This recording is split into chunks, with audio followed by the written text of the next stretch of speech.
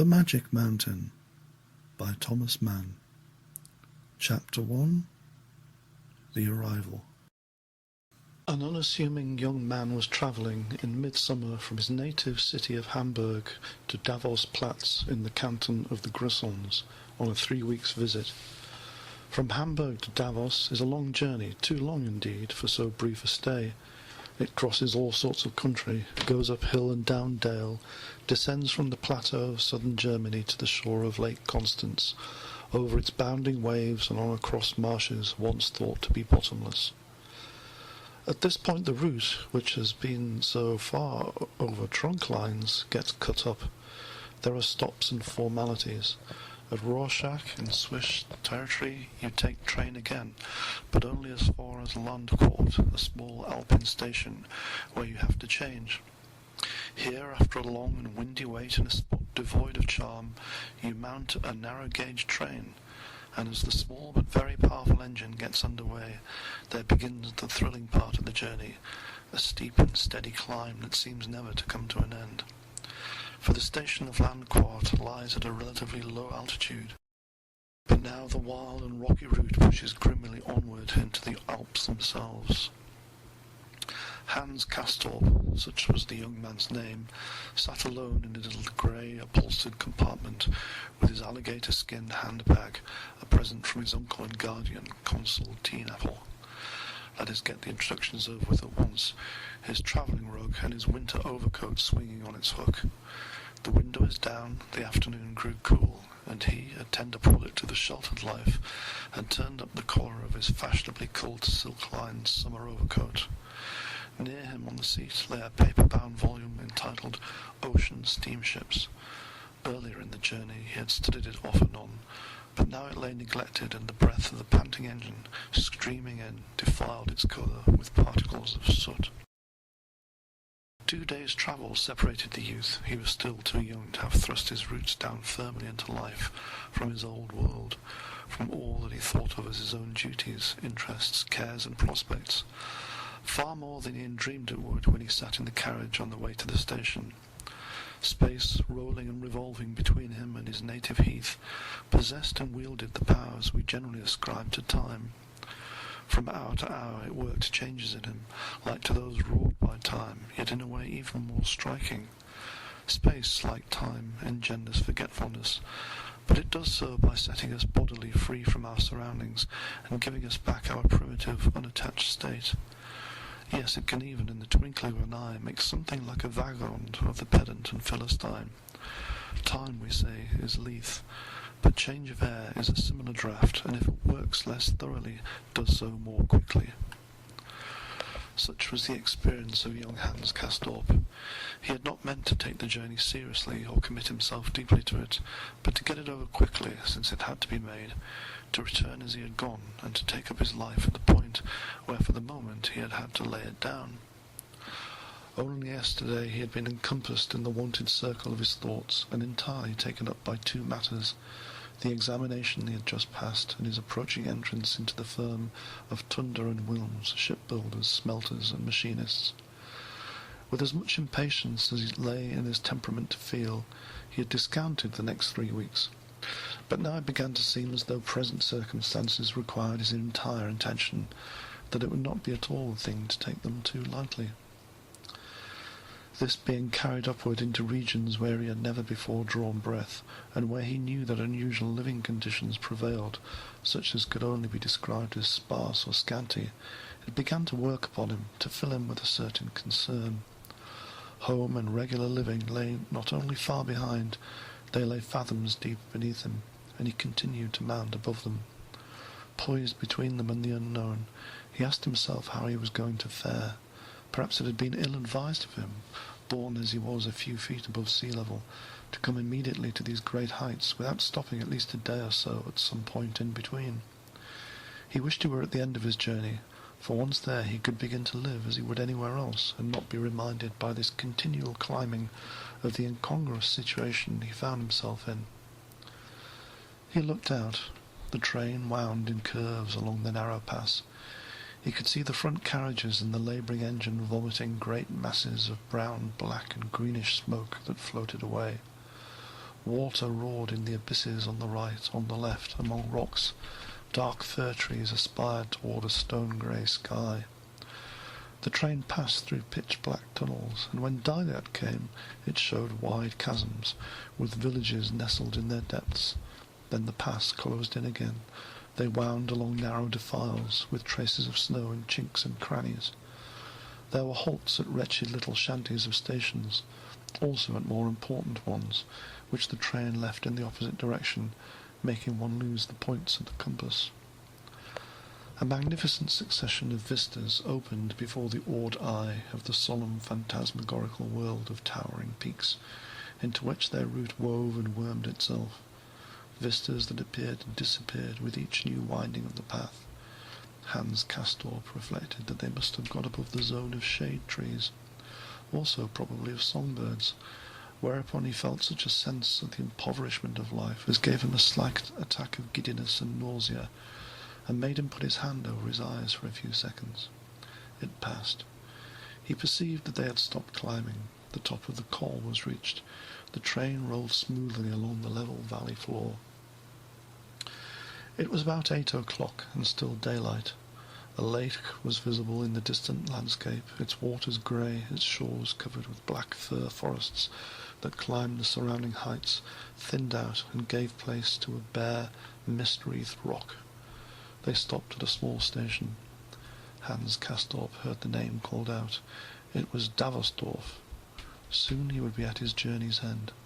And suddenly, close to him, he heard a voice, the comfortable Hamburg voice of his cousin, Joachim Ziemßen, saying, "Hello, there you are, here's where you get out," and peering through the window saw his cousin himself, standing below on the platform in a brown ulster, bareheaded, and looking more robust than ever in his life before.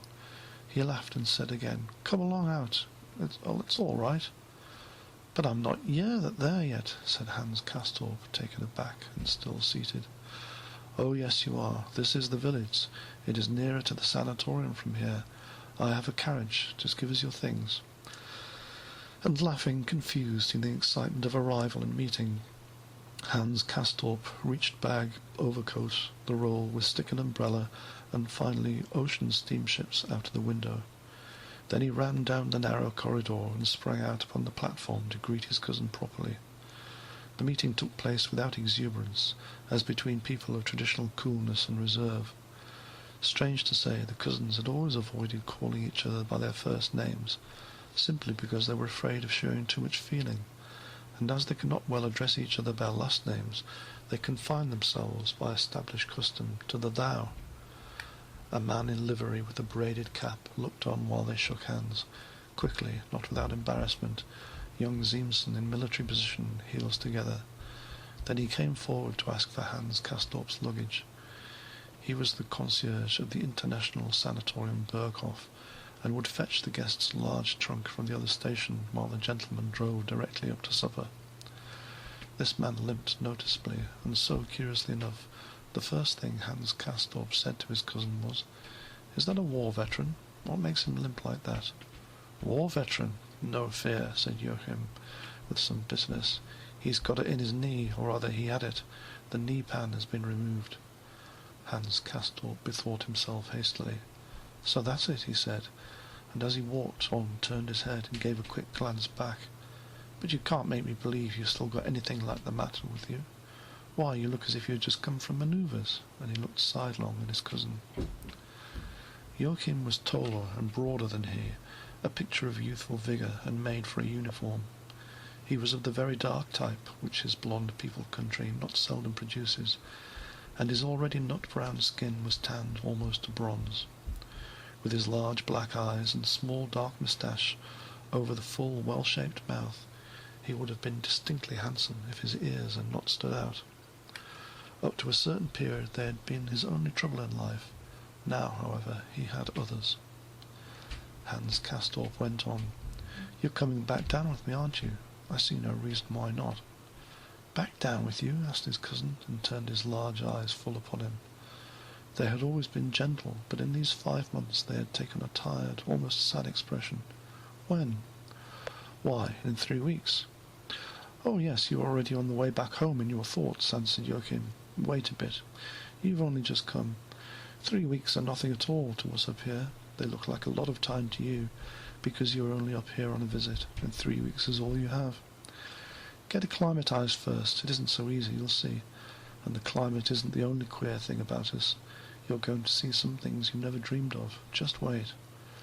About me, it isn't such smooth sailing as you think. You with your going home in 3 weeks. That's the class of ideas you have down below. Yes, I am brown, I know, but it is mostly snow burning. It doesn't mean much, as Behrens always says. He told me at the last regular examination it would take another half-year, pretty certainly.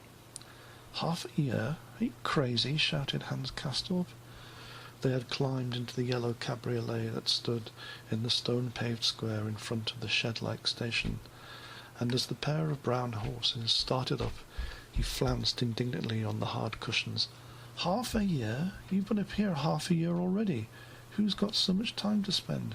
Oh, time, said Joachim, and nodded repeatedly, straight in front of him, paying his cousin's honest indignation no heed. They make pretty free with a human being's idea of time up here. You wouldn't believe it. 3 weeks are just like a day to them.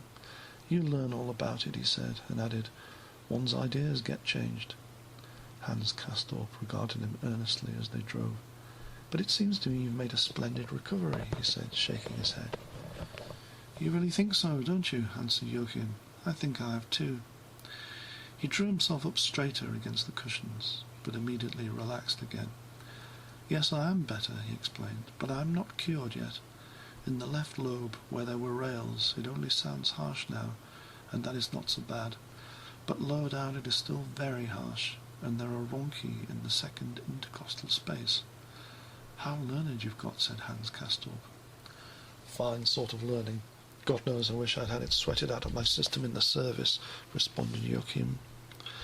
But I still have sputum, he said, with a shoulder shrug that was somehow indifferent and vehement both at once, and became him but ill. He half pulled out and showed to his cousin something he carried in the side pocket of his overcoat next to Hans Castorp. It was a flat, curving bottle of bluish glass with a metal cap. Most of us up here carry it, he said, showing it back. It even has a nickname. They make quite a joke of it. You were looking at the landscape. Hans Castorp was. Magnificent, he said. Think so? Said Joachim. They had driven for a space straight up the axis of the valley along an irregularly built street that followed the line of the railway. Then turning to the left they crossed the narrow tracks and a watercourse, and now trotted up a high road that mounted gently toward the wooded slopes. Before them rose a low, projecting meadow-like plateau, on which, facing southwest, stood a long building, with a cupola and so many balconies that from a distance it looked porous like a sponge. In this building lights were beginning to show. It was rapidly growing dusk. The faint rose colour that had briefly enlightened the overcast heavens was faded now, and there reigned the colourless, soulless, melancholy transition period that comes just before the onset of night. The populous valley, extended and rather winding, now began to show lights everywhere, not only in the middle, but here and there on the slopes at either hand, particularly on the projecting right side, upon which buildings mounted in terrace formation. Paths ran up the sloping meadows to the left, and lost themselves in the vague blackness of the pine forest. Behind them, where the valley narrowed to its entrance, the more distant ranges showed a cold, slaty blue. A wind had sprung up and made perceptible the chill of evening. No, to speak frankly, I don't find it so overpowering, said Hans Castorp. Where are the glaciers and the snow peaks and the gigantic heights you hear about? These things aren't very high, it seems to me. Oh, yes, they are, answered Joachim. You can see the tree line almost everywhere. It is very sharply defined. The fir trees leave off, and after that there is absolutely nothing but bare rock.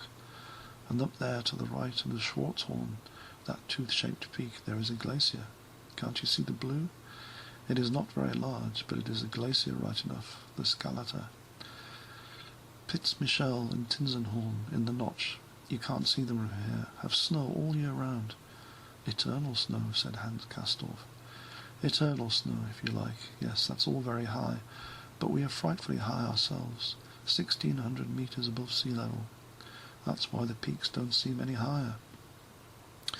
Yes, what a climb that was. I was scared to death, I can tell you. 1,600 metres, that is over 5,000 feet as I reckon it. I'd never been so high up in my life. And Hans Castorp took in a deep experimental breath of the strange air. It was fresh, and that was all. It had no perfume, no content, no humidity. It breathed in easily and held for him no associations. Wonderful air, he remarked politely. Yes, the atmosphere is famous, but the place doesn't look its best tonight. Sometimes it makes a much better impression, especially when there is snow. But you can get sick of looking at it. All of us up here are frightfully fed up, you can imagine, said Joachim, and twisted his mouth into an expression of disgust that was as unlike him as a shoulder shrug. It looked irritable, disproportionate. "You have such a queer way of talking," said Hans Castorp. "Have I?" said Joachim, concerned, and turned to look at his cousin. "Oh, no, of course I don't mean really have. I suppose it just seemed so to me for the moment," Hans Castorp hastened to assure him. It was the expression "all of us up here," which Joachim had used several times, that had somehow struck him as strange and given him an uneasy feeling. "Our sanatorium is higher up than the village, as you see," went on Joachim. 50 metres higher. In the prospectus it says 100, but it is really only 50. The highest of the sanatoriums in the Schatzalp. You can't see it from here. They have to bring their bodies down on bobsleds in the winter because the roads are blocked. Their bodies? Oh, I see. Imagine, said Hans Castorp, and suddenly he burst out laughing, a violent, irrepressible laugh, which shook him all over and distorted his face, that was stiff with the cold wind, until it almost hurt. On bobsleds? And you can tell it me just like that in cold blood. You've certainly got pretty cynical in these 5 months. Not at all, answered Joachim, shrugging again. Why not? It's all the same to them, isn't it? But maybe we do get cynical up here. Behrens is a cynic himself, but he's a great old bird after all, an old corps student. He is a brilliant operator, they say. You will like him. Krokowski is the assistant. Devilishly clever article. They mention his activities especially in the prospectus. He psychoanalyzes the patients. He what? Psychoanalyzes? How disgusting, cried Hans Castorp. And now his hilarity altogether got the better of him. He could not stop. The psychoanalysis had been the finishing touch. He laughed so hard that the tears ran down his cheeks. He put up his hands to his face and rocked with laughter. Joachim laughed just as heartily. It seemed to do him good. And thus in great good spirits the young people climbed out of the wagon, which had slowly mounted the steep winding drive, and deposited them before the portal of the International Sanatorium Berghof.